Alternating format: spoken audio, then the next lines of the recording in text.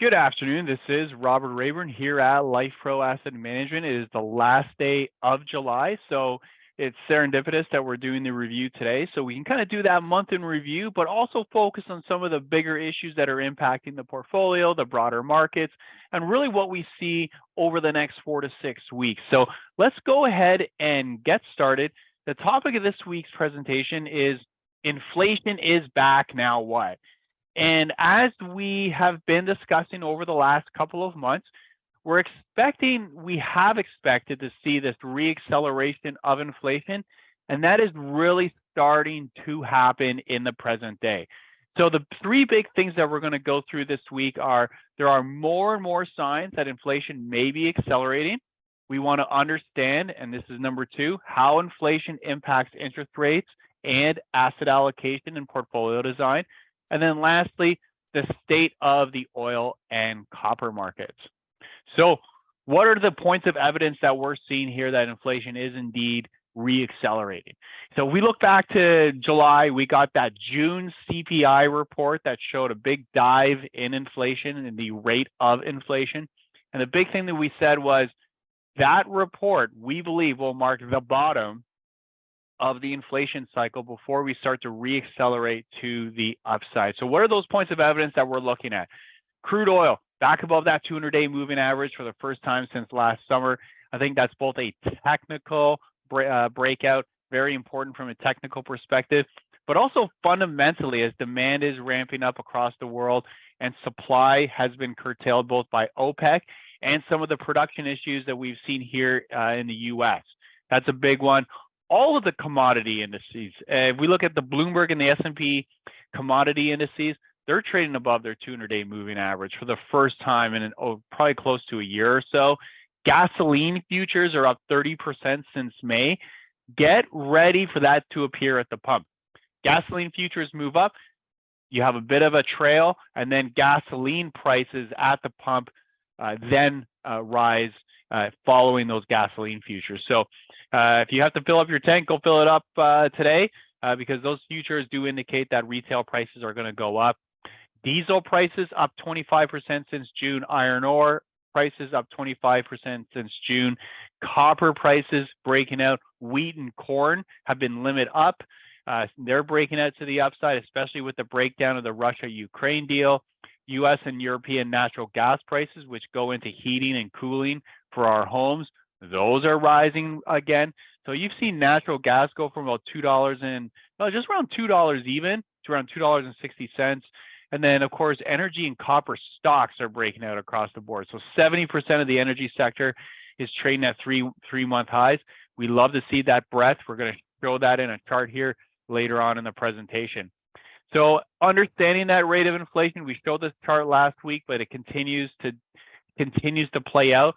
You know, we see here how oil prices have swung around back over to the upside. And again, we just continue to see commodities swing up right as inflation started to bottom out. And this is a leading indicator. So regardless of what we think of wages or other inputs such as used car prices, the basic foundation of how we live our daily life, gasoline, transportation costs, home costs, those food costs, those big building blocks that make up our day are rising again in price, and it's something that we need to take note of. We looked at we looked at those gasoline prices. So this is your regular gasoline retail price, daily change. Huge spike earlier in the week, and that relates back to those gasoline futures. So U.S. consumers are going to begin to see those prices impact their wallet here over the next couple of weeks. And of course, when those inflationary factors start to swing to the upside, you start to see it impact the bond market. And what we saw here this week was a big breakout for the 10-year interest rate in the U.S. So interest rates crossed above 4% on Thursday, pulled back a little bit on Friday, but again, hovering right around 4%. And this does have consequences, right? So it's like, you hear the markets or you hear people on TV talk about the bond market and things of that nature. And people are like, whatever. it's not impacting my stock today. Well, it does impact your life, and it impacts mortgage rates. And we look at mortgage rates are approaching 7.4%, so near cycle high. So we think of reflation, inflation, we're thinking gasoline prices, we're thinking heating costs, cooling costs, mortgage rates, right? That cost to buy a home if you're a first-time home buyer or a second or an existing home buyer, right? These are important factors because if we think of what's driving home prices right now, the lack of supply. What's driving the lack of supply? Well, if you're in a 2.8% 30-year fix, you don't want to sell your home if you don't have to and swap into a 7.5. So those first-time home buyers, not only are they getting hit with a 7.5% mortgage rate, but they have no supply, so the price of the homes are going up. Say here in Encinitas, if you look at Zillow, the 30-day change, home prices have gone up 3 or 4%, which is incredible. So again, we want to pay attention to these types of things because they are reflationary in nature. So if we review all those charts that we just went through, gasoline prices going up, food prices rising again, copper prices rising again, gas for heating and cooling rising again, mortgage rates, cycle highs. So basic question, is this inflationary or deflationary? Obviously, it looks inflationary. And so we want to understand, okay, during times of reflation, how do we want to position portfolios? What are the assets that tend to do well during times of reflation and inflation? Commodities historically outperform during times of inflation, reflation, stagflation. Now, we are in the camp that we believe that the economy will continue to slow into the back half of the year. We're not in the recession camp. I want to be very clear about that. We think the economy will slow, though, as higher interest rates do bite activity. Interest rates do operate with a lag, but we think inflation is accelerating, which puts us in that stagflationary camp. And commodities tend to do quite well during times of stagflation because they're the prime inputs of what's driving stagflation. And that's a big reason as to why the portfolios are positioned the way they are. So obviously, with some feedback we've gotten is yes, the portfolios are accelerating to the upside, but technology, you said there's a technology bubble.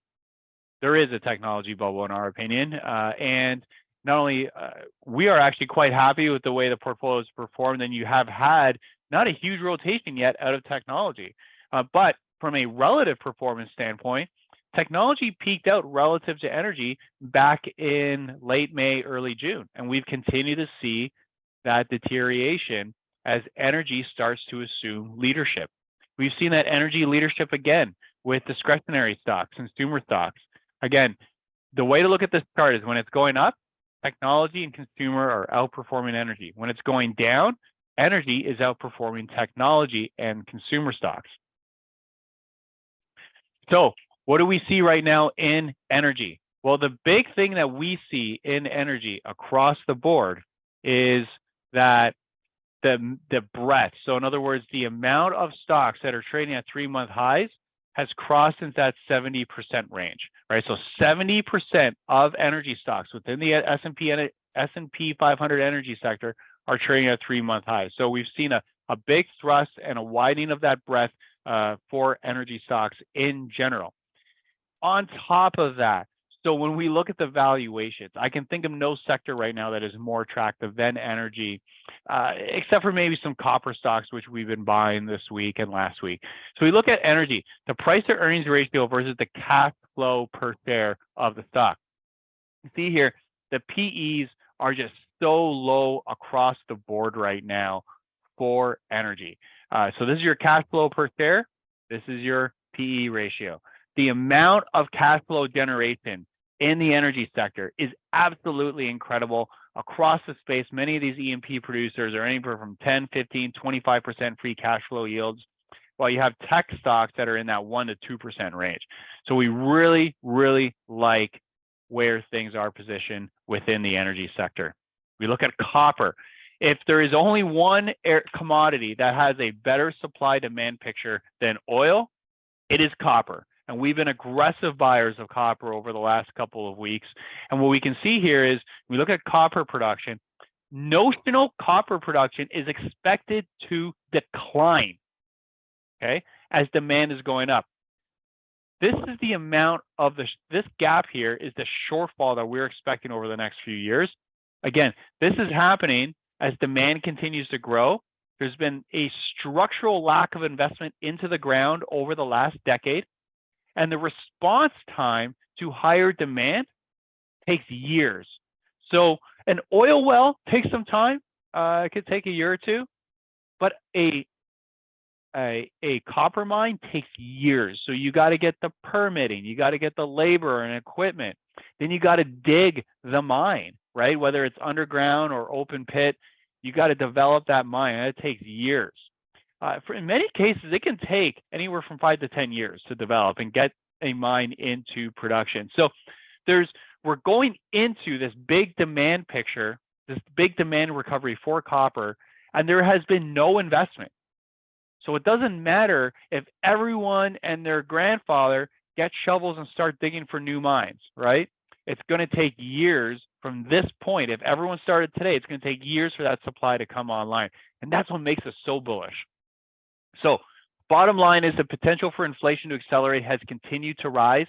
We now believe that the time is now to position into assets that may benefit from this macroeconomic setup. So the three big things from this week: the impact of rising commodity prices is starting to impact interest rates. We saw that with the 10-year rate. We saw it with mortgage rates. Energy has quietly outperformed technology and consumer stocks over the past month. We think we're in the first or second inning of that. And then lastly, energy and copper stocks are facing a generational supply shortfall. That's what we got for you this week. 888-543-3776 is our number. Give us a call. Give your advisor a call if you have any questions or concerns. Other than that, have a great week and have a great August. Talk to you soon.